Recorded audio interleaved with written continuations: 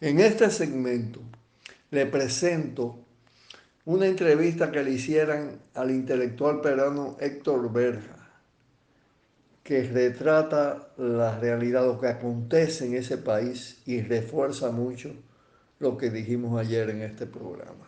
Es un gusto conversar con usted, Héctor, para que nos ayude a entender todo lo que está sucediendo simultáneamente en Perú. Lo primero y más importante, recién nos contaba nuestro corresponsal, es este llamado a movilización popular, específicamente a un paro que comenzaría en unas horas el día de mañana, y también las manifestaciones que se vienen dando en el país. Manifestaciones que también conocemos han dejado al menos a 3 personas fallecidas. El número de heridos se sitúa, por ejemplo, en las 3 decenas. Y le pregunto entonces, profesor, a propósito de esto, estamos en una situación similar a la que ya vivimos en noviembre de 2020, detrás de la vacancia presidencial, la imposición de un nuevo presidente y un gobierno que duró apenas 2 semanas. ¿Cómo estamos ahora?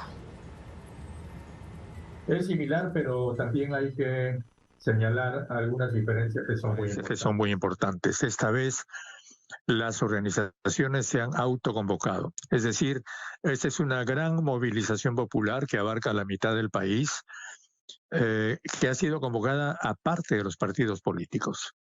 Yo diría que es una sublevación popular de los sectores que están en estas protestas contra el sistema político y especialmente y principalmente contra el Congreso, que es la expresión más clara de un sistema político que en el Perú ya es anacrónico y que habría que renovar completamente.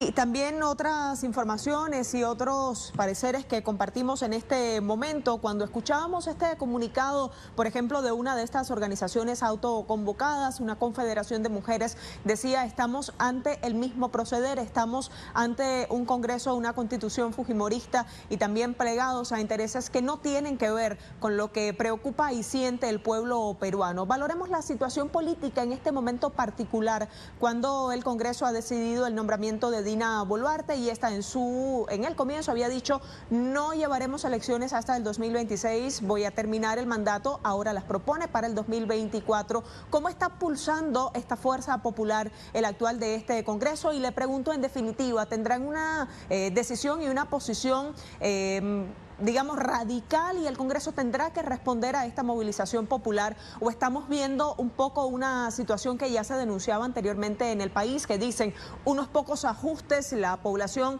llegaría a una situación de calma y volveríamos entonces a la misma institucionalidad permeada por este intento y esta manera de gobernar de forma neoliberal, profesor? El Congreso quiere quedarse lo más que pueda y convocar a elecciones sin renunciar, porque lo que la gente quiere es que el Congreso se vaya y que se vaya de inmediato. Ellos están cometiendo un error muy grave al querer quedarse, aunque sea unas semanas más.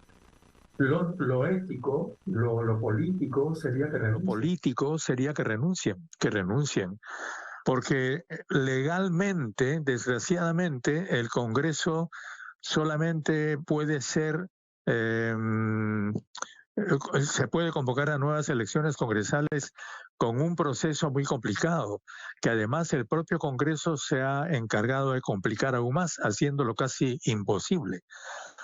La propia nueva presidente, que además ha cometido el error de formar un gabinete con gente muy vinculada al gobierno de Kuczynski, que es un gobierno que también el pueblo rechazó, no tiene en este momento facultades para disolver el Congreso, sino para convocar a elecciones nuevas que además tienen que pasar por este mismo Congreso que la gente repudia, con normas que serían establecidas por este Congreso que la gente repudia. Entonces, en la situación actual no hay salida posible.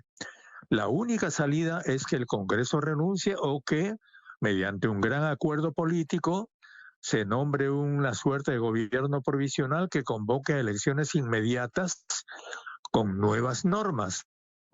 democráticas, porque el otro problema es que las normas que existen son todas antidemocráticas, todas favorecen a los actuales capitanes mafiosos de la política o a los grupos empresariales que son los que tienen dinero para participar. Entonces, aquí lo que se requiere es un cambio muy grave, muy fuerte en todo la forma como se convoca a la conformación del sistema político.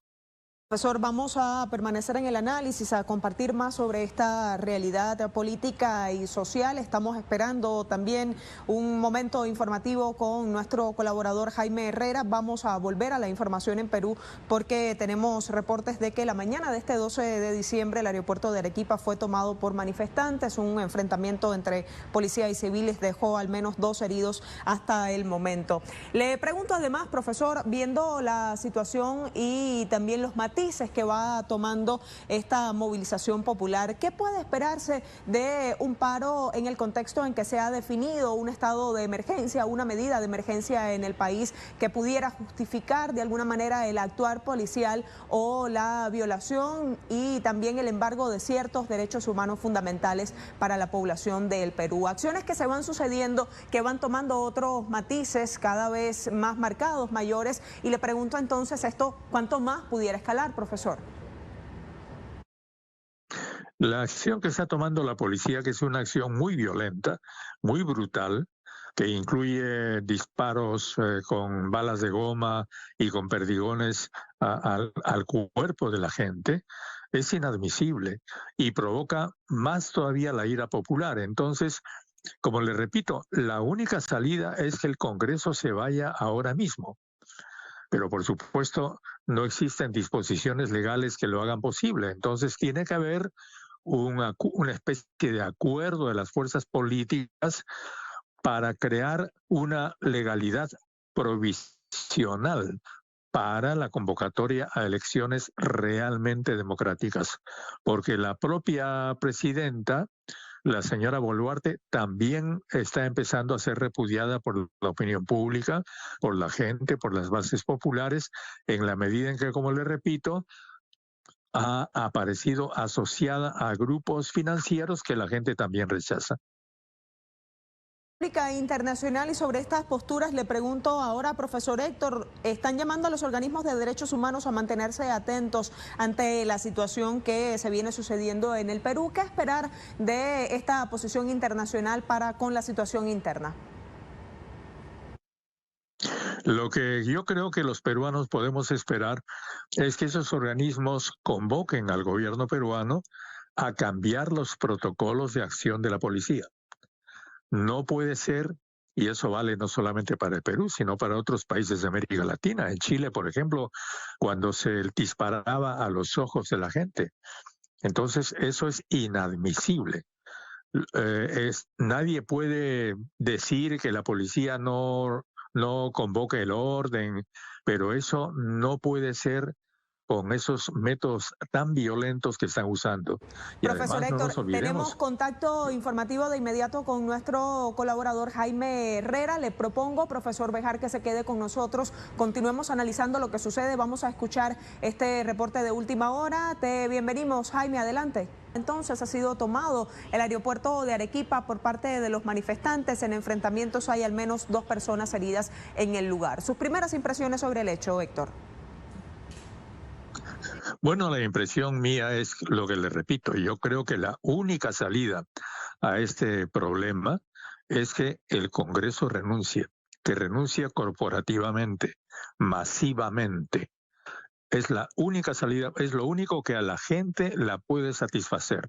Y por supuesto que haya elecciones verdaderamente libres con nuevas normas, que no se permita la forma agresiva como la gente que tiene dinero entra a las elecciones, que se garantice elecciones realmente abiertas, que se abran nuevamente inscripción para nuevos partidos políticos que lo sean de verdad y que los medios de comunicación se abran libremente a toda la discusión de todas las corrientes políticas.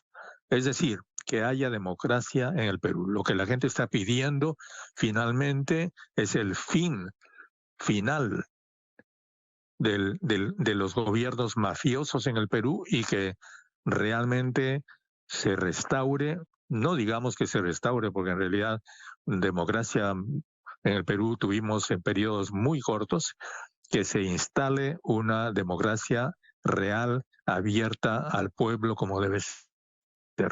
Me parece que esa es la única salida posible.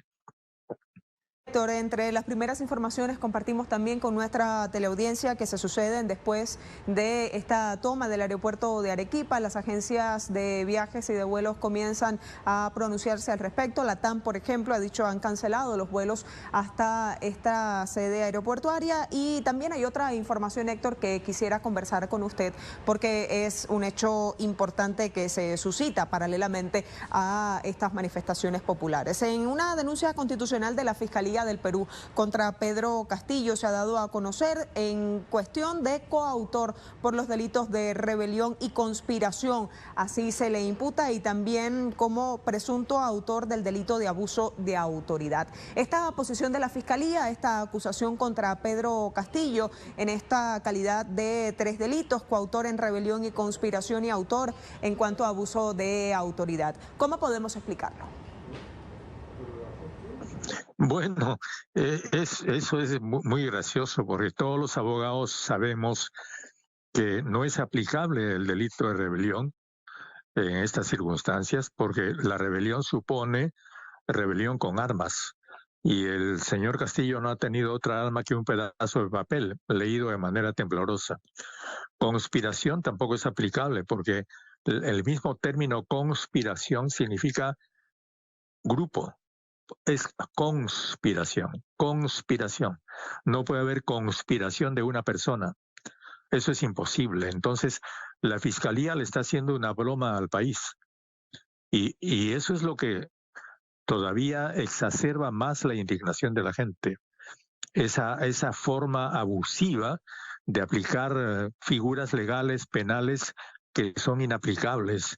Y cualquier estudiante de primer año de Derecho lo sabe en el Perú.